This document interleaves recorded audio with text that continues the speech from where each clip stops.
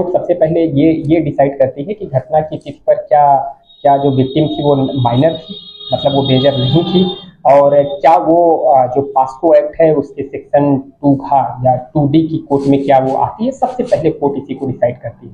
तो मेरा ये मानना है कि जो कोर्ट इस चीज़ को जब डिसाइड करती है तो एक बहुत अच्छे जजमेंट है Jarnail Singh versus state of Haryana, I think 2013 की ये जजमेंट है, जिसमें यही चीज़ें बताया गया है। किसी अपराध की पीड़िता की आयु निर्धारण के संबंध में जो जुवेनाइल जस्टिस एक्ट है, जेजे एक्ट जो है, उसके प्रावधान क्या होते हैं इसमें लागू होते हैं। मतलब जब कोर्ट पास्को एक्ट में जब कोर्ट विक्टिम की एज को कंसीडर करती है तो डेफिनेटली जेजे एक्ट के हिसाब से वो उसको देखती है। जेजे एक्ट के हिसाब से अगर हम सेक्शन 94 देखें तो सबसे पहले उसमें यही बताया गया है कि बालक या बालिका की आयु निर्धारण हेतु सबसे पहले मैट्रिक या फिर समकक्ष प्रमाण पत्र यदि उपलब्ध हो तो पहले उसको डेट ऑफ बर्थ के लिए कंसीडर किया जाता है। उसके ना होने पर जहां पहली बार वो गया हो, अगर लेकिन इसमें ये बातें स्थित है कि प्ले स्कूल को छोड़ के उस विद्यालय से निर्गत जन्म प्रमाण पत्र,